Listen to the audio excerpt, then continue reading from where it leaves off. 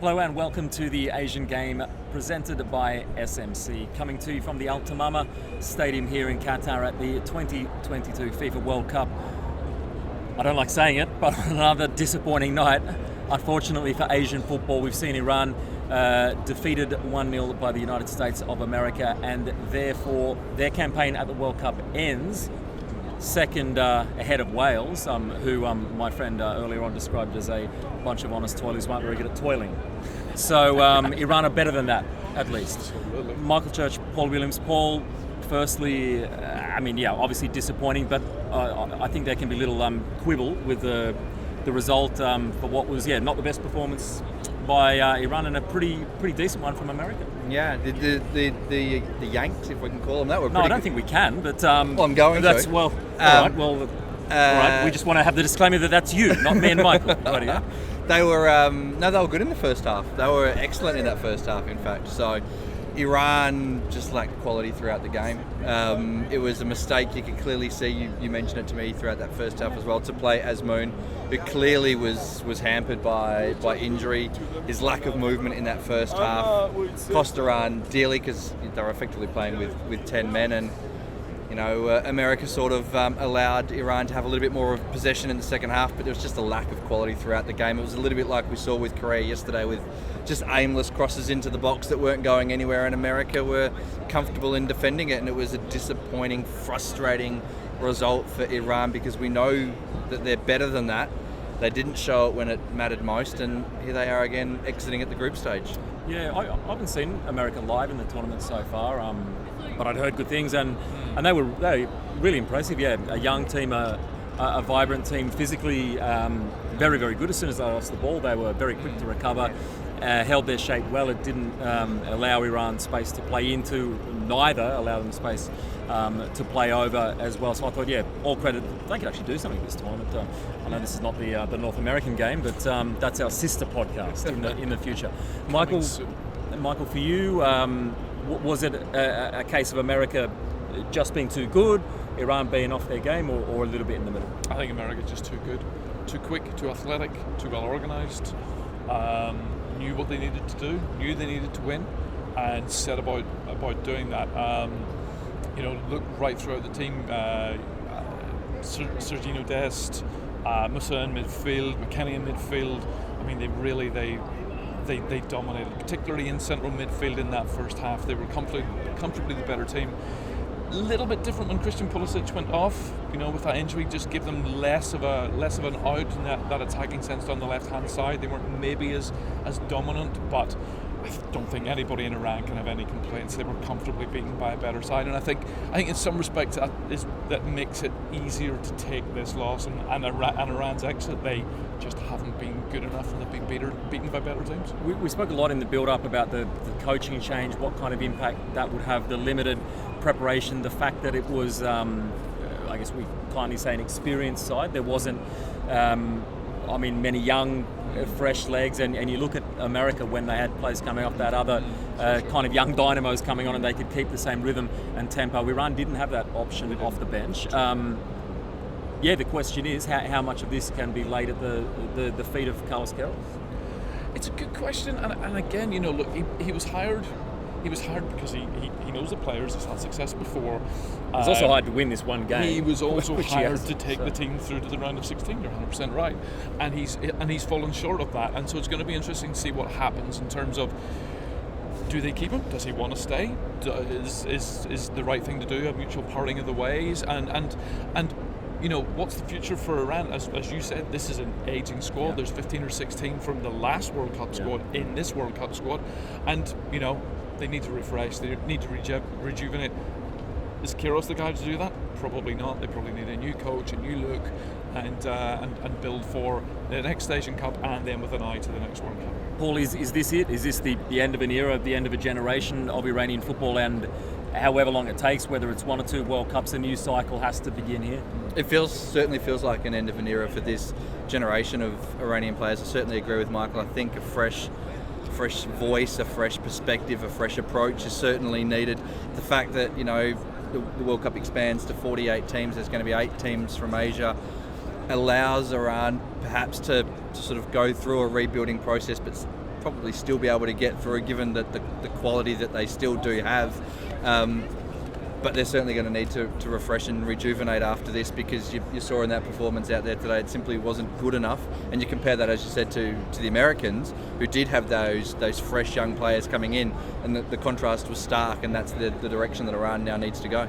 Yeah, so it's obviously disappointing on the pitch for Iran. It's disappointing for Iranian fans. There's been so many of them here in Qatar, and that's really provided a lot of life and vigour to the tournament. We caught up with one female fan prior to this match tonight to hear her experience of travelling here as an Iranian football fan, as an Iranian female fan. We know there's been so much attention paid on that issue as well. So let's take a little listen now to the story of Yushi.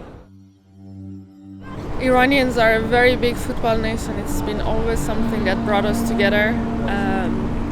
Winning a football match, joining the World Cup has been like some of the big happiness highlights in the last few decades, because also the government always tries to suppress happiness. You're not really allowed to be happy or celebrate anything. So football has been the one thing that we always use to get together and be happy.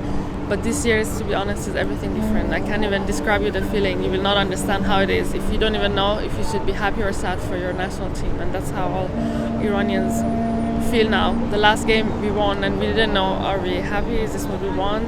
Obviously, we don't want them to lose, but it's just we just can't cheer them for what's happening at the moment, because it's just not our priority.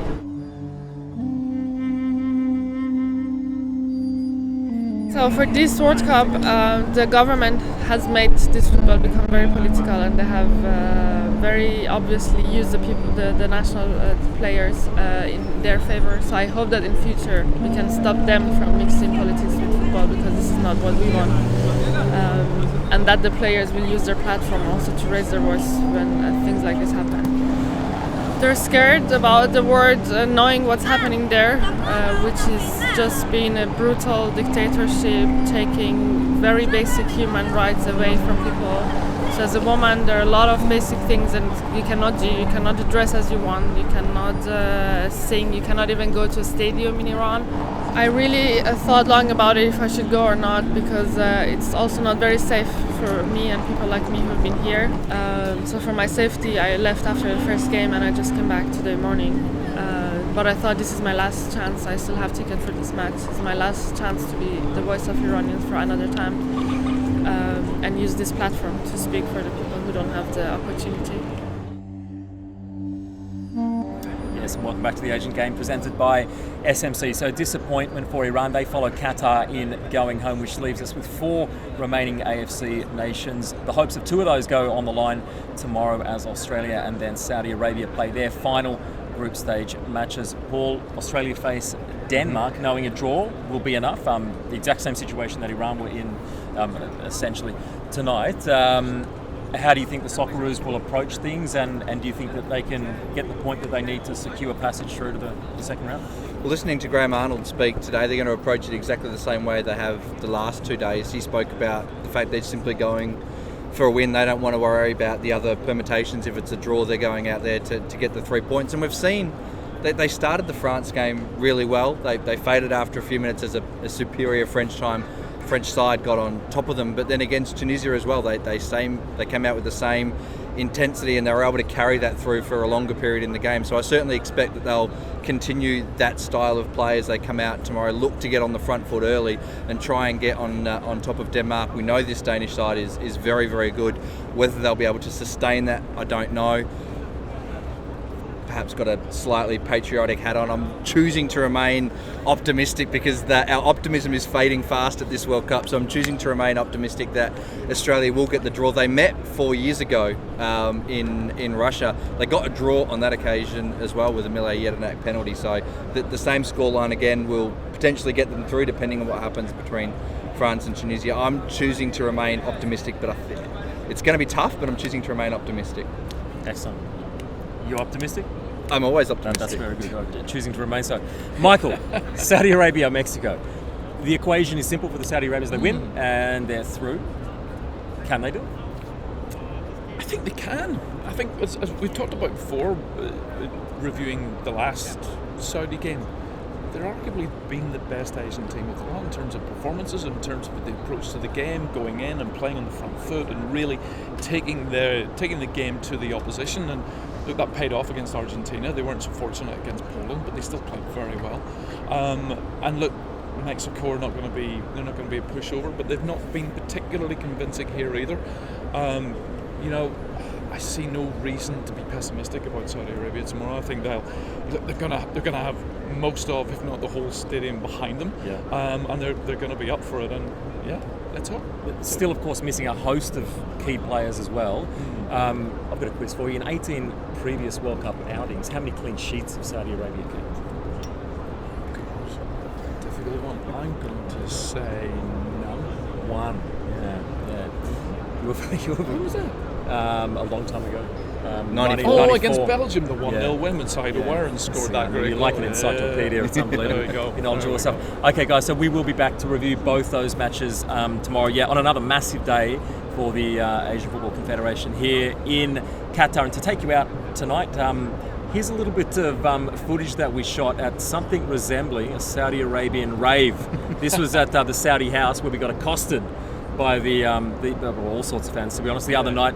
And it was really, I was going to say what the kids say, but none of us are in that demographic. Speak for yourself. Yeah, so here is a little bit of action from Saudi House and the amazing Saudi Arabian fans to take us out tonight, and we'll be back tomorrow to look back at another huge day for Asian football. العب يا كابتن بسمعكم العب يا كابتن